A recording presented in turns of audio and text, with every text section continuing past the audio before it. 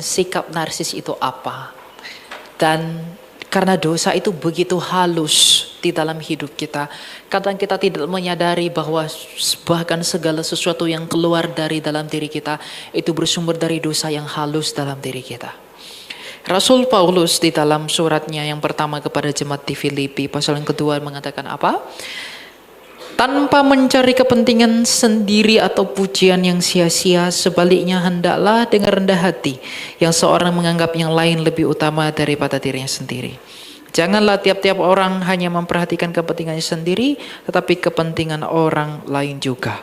Sebelum Paulus memberikan nasihat ini, di ayat pertama dia mengatakan, jadi karena dalam Kristus ada nasihat, ada penghiburan kasih, ada persekutuan roh, dan ada kasih mesra dan belas kasihan. Sempurnakanlah sukacitaku dengan ini. Hendaklah kamu sehati sepikir dalam satu kasih, satu jiwa, dan satu tujuan. Paulus mengkehendaki bahwa jemaat Tuhan di Filipi untuk memiliki satu kasih, satu jiwa, dan satu tujuan. Satu kasih, satu jiwa, satu tujuan. Itu harus datang di dalam kesadaran akan di dalam kesatuan pengertian mereka tentang Kristus.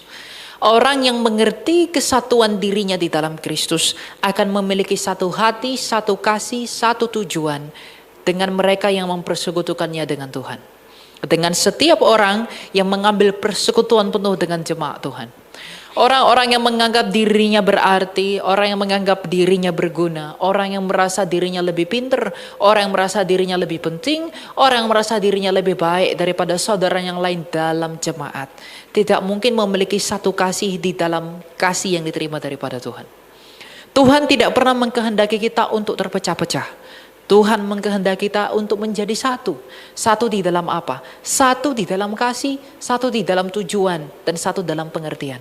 Tapi kita tidak bisa menjadi satu kasih, satu pengertian, satu tujuan kalau kita tidak bersatu di dalam roh.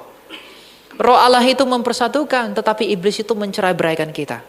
Tetapi mengapa Tuhan kadang mengizinkan perpecahan dalam hidup kita? Perpecahan itu terjadi, Tuhan izinkan bukan dalam maksud yang buruk, tapi untuk membuktikan kepada kita siapa yang tahan uji dan tetap setia pada panggilan yang semula.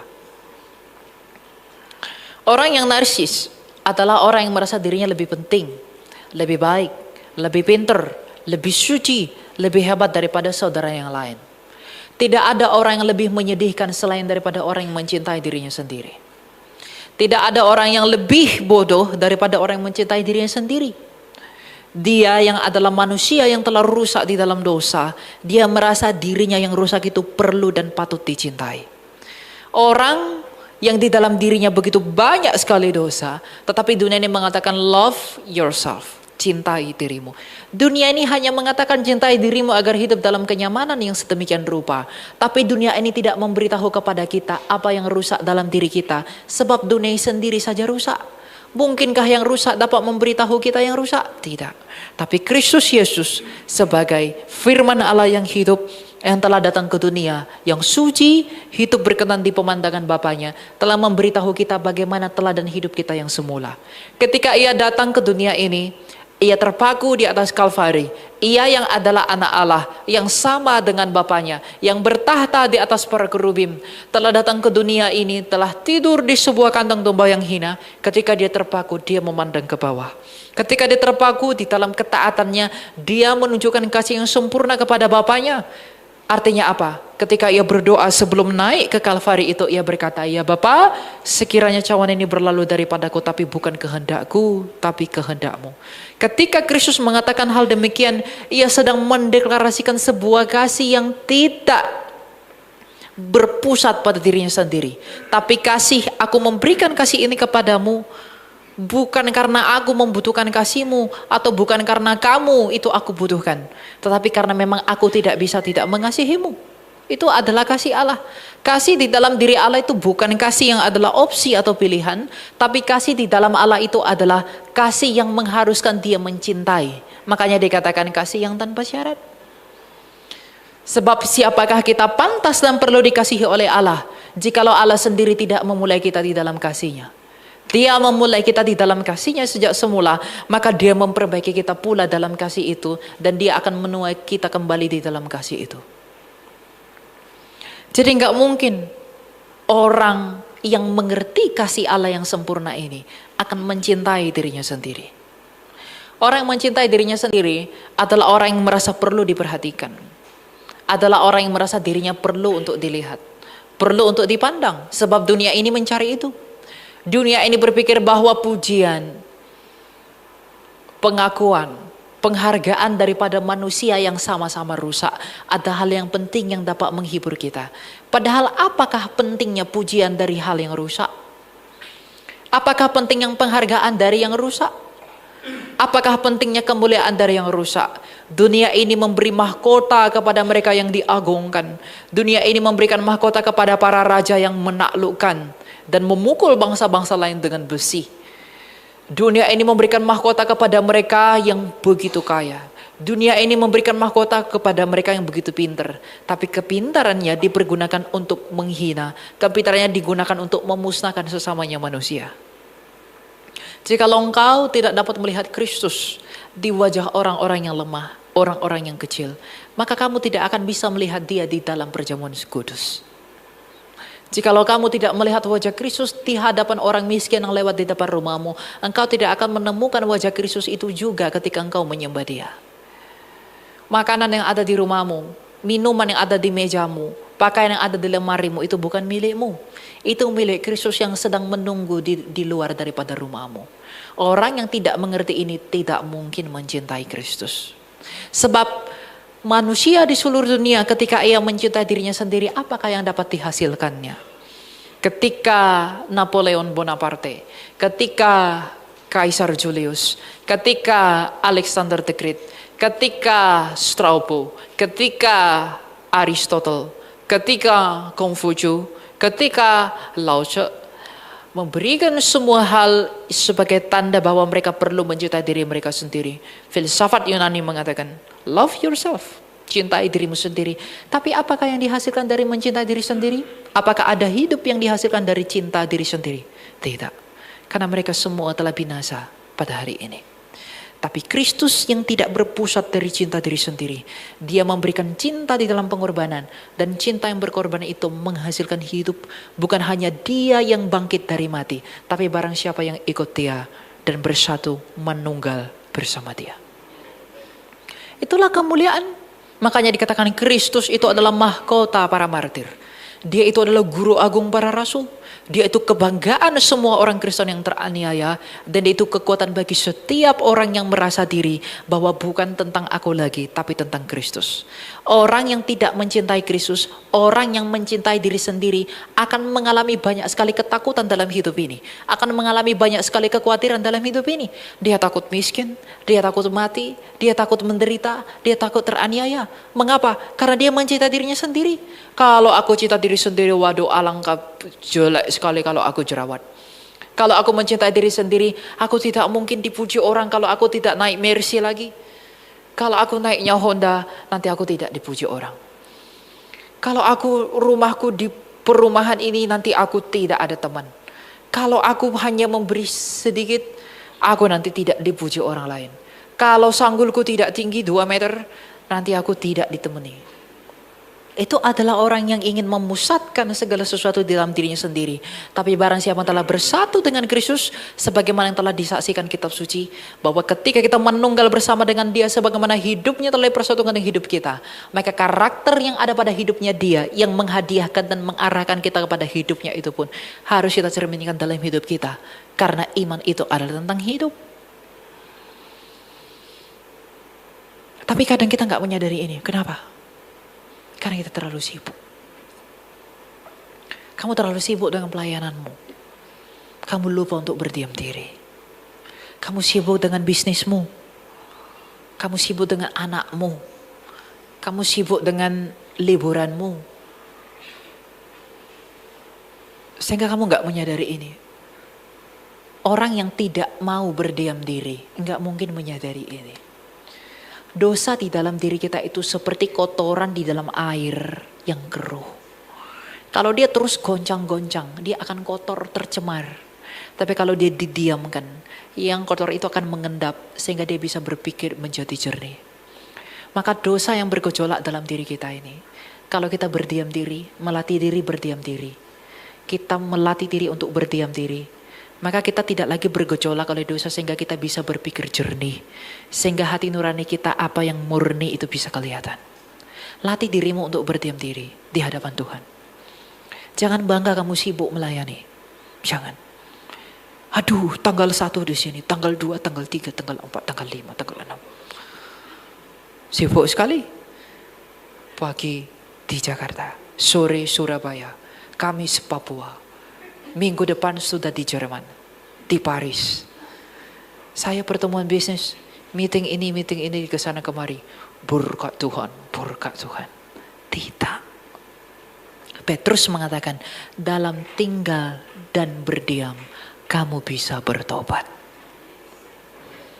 Kita kalau tidak melatih diri untuk berdiam diri, kita nggak bisa bertobat. Kita nggak bisa melihat yang murni dalam diri kita. Kita terlalu sibuk, kamu udah tahu apa yang ada di sekelilingmu yang buat kamu terlihat sibuk. Tahan itu. Karena apa? Kamu bisa saja sibuk melayani, tapi kesibukanmu itu kamu gunakan untuk cinta diri sendiri. Agar aku dikatakan orang yang sangat melayani. Orang yang seperti itu orang yang paling menyedihkan. Sehingga rasa narsis dalam ikut Tuhan itu lebih parah daripada narsis dalam dunia. Makanya firman Tuhan itu benar. Barang siapa yang merasa dirinya berarti, yang mentinggikan dirinya, ia akan direndahkan. Tapi orang yang merendahkan dirinya, ia akan ditinggikan. Kalau kita tidak melatih diri untuk berdiam diri, kita tidak akan bisa mengenal diri kita ini siapa. Mengapa Yesus pergi berdiam diri 40 hari ke gurun? Mengapa dia pergi berdoa ke Getsemani? Mengapa dia berdiam di bukit? Mengapa dia pergi menyendiri? Karena kita memang perlu sendiri. Kita perlu untuk sendiri. Karena di dalam kesendirian itu, meskipun kamu udah menikah, punya istri dan lain sebagainya, kamu perlu tidak untuk bersekutu dengan istrimu? Perlu. Tapi lebih penting kamu berdiam diri sendiri. Karena ketika kamu berdiam dirimu sendiri, kamu tahu, kamu sadar kamu siapa. Kamu bisa jernih. Yang kotor di dalam dirimu itu mengendap. Ketika itu mengendap, kamu bisa tahu siapa dirimu di hadapan Tuhan. Kamu tahu apa yang salah dalam dirimu. Kamu tahu betapa banyaknya dosamu. Kalau orang tidak melatih dirinya berdiam diri, gak mungkin dia bisa sadar tentang rasa narsis yang halus sekali dalam dirinya. Gak mungkin. Dosa itu halus. Dosa itu tidak kasar. Bahkan dalam berkhotbah pun orang bisa berdosa. Kamu bisa lebih tahu, lebih banyak. Kamu bisa lebih tahu banyak tentang pengkhotbah itu daripada tentang Tuhan. Dari pengkhotbah itu. Bisa. Dan orang mengatakan haleluya, amin, amin. Puji Tuhan. Kenapa kamu mengaminkan sesuatu yang gak benar? Karena kamu pun masih keruh. Kamu gak bisa membedakan mana yang bening karena kamu masih keruh. Kamu tidak melatih, kamu tidak mengusahakan dirimu untuk berdiam diri di hadapan Tuhan. Makanya Paulus mengatakan bahwa tanpa mencari kepentingan sendiri atau pujian yang sia-sia. Ketika kita berdiam diri di hadapan Tuhan, kita sedang melucuti, mempermalukan diri kita, menghukum, menimpa kepala kita dengan batu di hadapan Tuhan. Penghukuman, hajaran, teguran kepada saya. Kalau kamu dihajar orang lain, kamu bisa sakit hati kepada orang itu. Tapi kalau kamu menyadari oleh karena pertolongan kasih karunia Allah, ketika kamu menyadari dosamu dan itu kamu timpa ke kepalamu, hatimu berduka, kamu menangis, kamu berhasil menjadi seorang yang rendah hati. Para rasul itu setiap hari menangis. Paulus tuh berdiam di penjara. Petrus melipir ke Roma. Tidak ada murid-murid itu berdansa-dansa. Pesta-pesta. Itu merusak kualitas batinmu. Karena keselamatan itu tentang apa? Pemulihan batin. Kamu ngomong haleluya atau puji Tuhan. Tapi hatimu masih melekat, aduh nanti habis dari sini. Aku mau pergi dengan temanku posting ini, posting itu, posting ini, lain-lain. Kamu masih cinta dirimu sendiri, apa gunanya kamu datang ke gereja? Harusnya kemanapun kamu berjalan, kemanapun kamu pergi, kemanapun kamu melangkah. Salib Yesus Kristus itulah yang harus membuat kamu bangga. Bukan yang lain.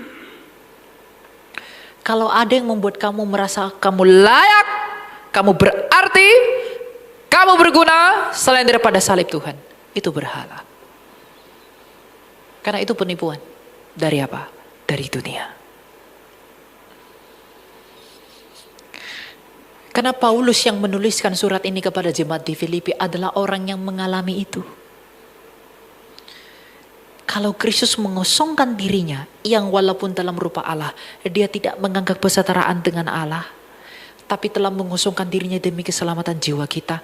Mengapa kita tidak mengosongkan diri kita dan meninggalkan semua yang kita anggap berarti itu demi kita bisa menyambut keselamatan dari dia? Dia merendahkan dirinya, maka untuk bisa menyambut kerendahan itu pun kita harus merendahkan diri kita di hadapan dia. Kita ini tertipu. Kenapa? Berpikir dengan banyak jam terbang, udah banyak bisnis, banyak ini kesaksian sana sini. Wah, kita udah luar biasa. Tidak. Mungkin dengan ngomong-ngomong begini, sibuk sana, kamu tolong orang lain untuk mengerti firman Tuhan. Tapi kamu lupa menolong dirimu sendiri. Dengan saya berkhotbah, mungkin saya bisa tolong kamu ngerti Injil dari Kejadian sampai Wahyu. Tapi kalau saya hanya sibuk pada hal itu, saya tidak memberikan waktu saya di hadapan Allah lebih banyak untuk berdiam diri. Saya lupa menolong diri saya sendiri. Saya mengajari kamu bagaimana berkenan di hadapan Allah, tapi saya sedang tidak berkenan di hadapan Allah. Makanya pada hari terakhir akan banyak yang tertolak karena hal yang seperti itu. Pelayanan itu bukan tentang kamu harus ditonton banyak orang, kamu khotbah didengarkan banyak orang. Waduh, besok khotbah tempat saya enggak? Boleh. Nih, hamba Tuhan ya. Hamba Tuhan pun bisa narsis loh. Halo? Boleh enggak khotbah tempat saya? Boleh. Jemaatnya berapa? 50. Oh enggak boleh. Harus banyak dengar. Kenapa? Kalau hanya dikit kayak sia-sia ngomongnya. Lah, narsis enggak itu? Cinta diri sendiri kan? Orang seperti itu, sekalipun dia dielu-elukan banyak orang, enggak mungkin diterima Tuhan. Makanya saya katakan untuk anak-anak muda, kemanapun engkau pergi, Kristus itu yang harus kau pikul. Mengapa Kristus mengatakan kamu harus memikul salibmu? Agar di dalam salib itu kamu selalu mengingat dia yang terpaku di Kalvari itu. Dengan kamu memikul dia setiap hari, itu membawa kamu dalam kebanggaan. Karena kebanggaanmu tentang Kristus itu berat sekali. Karena dunia ini sulit menerima dia, karena dunia ini buta akan dia, sebagaimana Farisi itu buta. Sehingga ketika kamu memikul salibmu, kamu sekaligus memikul nama dia yang telah memikul salibnya itu di Via Dolorosa. Ketika kamu membawa dia, ketika kamu selalu mengingat dia, itulah yang kamu gunakan sebagai rasa yang menimbulkan kebanggaan dalam dirimu. Bahwa aku bangga, aku bahagia, aku begitu mencintai Tuhan. Dan aku harus mencintai dia, jadi bukan tentang aku lagi. Ketika kamu bertemu di jalan, ada yang senggol kamu. Ketika kamu bawa Kristus, kamu ingat kepada Tuhan. Bahwa Tuhan itu telah bermurah hati kepadaku. Maka ketika ada orang memperlakukan kita jahat, kita tidak balas karena kita bawa salib Tuhan. Ketika ada orang yang menghina kamu, kamu sedang memikul salib Tuhan. Kamu mengingat Tuhanku ini telah dihina tapi tidak membalaskan. Untuk apa aku membalas? Ketika orang membuat kamu merasa sakit hati, ketika orang mengejek-ejek kamu, tapi ketika kamu pada saat yang sama membawa salib Tuhanmu, maka pada saat itu kamu diingatkan apa? Bahwa Tuhanku pun telah diejek tapi tidak memberi balasan. Maka dengan demikian aku pun harus demikian. Maka kunci orang untuk tidak mencintai diri sendiri yang menjadi akar dari seluruh kejatuhan manusia di semesta ini adalah dia harus memikul dia yang terpaku di Kalvari itu. Kalau kamu dan saya tidak memikul Kristus, kalau kamu dan saya tidak memikul salib Tuhan, pada saat yang sama, saya pun dan kamu tidak akan menerima keselamatan yang dikucurkan dari salib itu. Never. Tidak mungkin. Maka iman itu bukan tentang ucapan. Iman itu tentang sikap dan karakter hidup. Saya percaya Tuhan, saya percaya Yesus. Keluar dari gereja ini ada orang marah sama kamu, maki-maki. Kalau kamu mau tahu karakter orang, lihat orang terdekatnya, tanya kepada dia. Ini orang seperti apa? Dia yang tahu. Kalau dia orang kaya, kalau kamu mau tahu karakter dia seperti apa, tanya supirnya, tanya pembantunya, tanya asistennya. Karena karakter orang kelihatan bagaimana dia memperlakukan orang yang ada di bawahnya dia.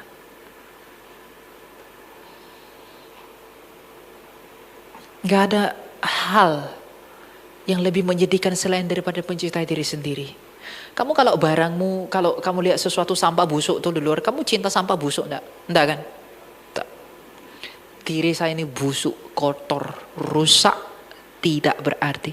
Saya ini harusnya dibuang oleh Tuhan. Karena banyaknya dosa dari ujung rambut sampai ujung kaki.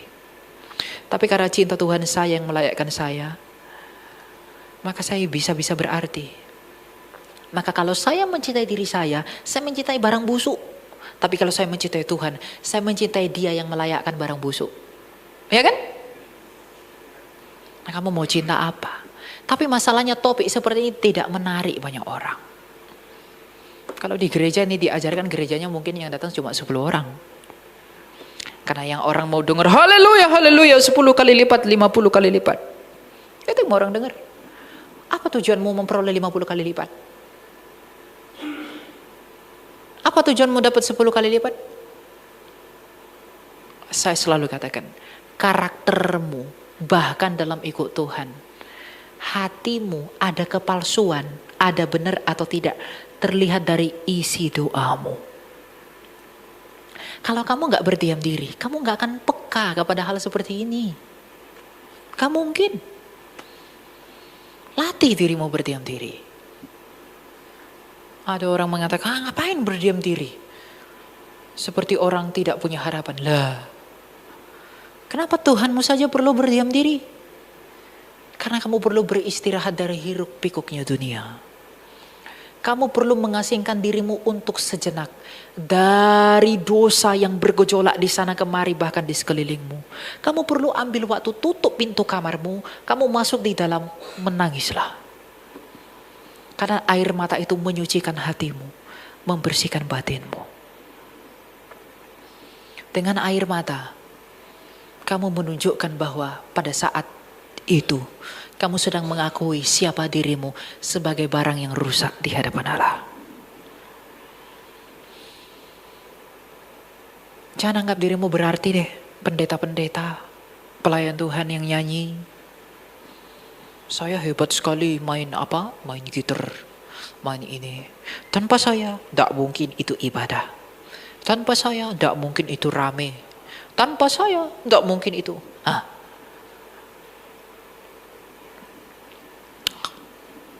Ini halus, sangat halus. Maka untuk bisa peka terhadap topik-topik dan hal-hal seperti ini, kita perlu yang nama ortopraksia. Orto itu lurus, praksia itu praktek. Praktek yang lurus. Kamu pikir Tuhan Yesus itu perlu puasa ke sana, perlu melipir ke sana, bilang ini, bilang itu. Kamu pikir itu tidak ada artinya, hanya kegiatan sehari-hari sama seperti saya, cuci piring, masak nasi, begitu? Tidak. Dia mengajarkan sesuatu yang paling penting di dalam proses keselamatan jiwa manusia. Karena ketika dia datang ke dunia, dia menunjukkan hal yang paling murni yang pernah ada di dunia ini, yaitu bagaimana kita seharusnya menjadi manusia sejak semula yang diciptakan menurut gambar dan rupanya. Rasul Paulus dalam Kolose mengatakan bahwa Kristus itu adalah gambar Allah yang tidak kelihatan ini. Kita sejak semula diciptakan menurut gambar dan rupa Allah. Kalau Kristus adalah gambar Allah, maka sejak semula seharusnya kita dicipta seperti Kristus itu. Seperti apa Kristus itu? Rendah hati. Seperti apa Kristus itu? Menolong. Seperti apa Kristus itu? Berbelas kasih. Seperti apa Kristus itu? Tidak pandang bulu. Seperti apa Kristus itu tegas terhadap dosa. Seperti apa Kristus itu tegas dalam pengajaran. Seperti apa Kristus itu rela memikul semua murka demi keselamatan kita. Seperti apa Kristus itu rela menghadapi semua yang tidak baik, rela mengambil bagian yang paling hina daripada semua manusia yang pernah dilahirkan. Padahal dia yang tertinggi, Allah sejati yang keluar dari Allah sejati, tapi telah menanggung kehinaan yang paling hina dari semua yang pernah lahir di muka bumi ini. Kerendahan hati yang kurang apakah kerendahan hati Sang Mesias itu? Kalau kamu tidak bangga kepada pribadi dia ini, maka apapun yang kau anggap menjadi kebanggaanmu tidak akan pernah bisa memuaskan engkau. Tidak. Karena apa?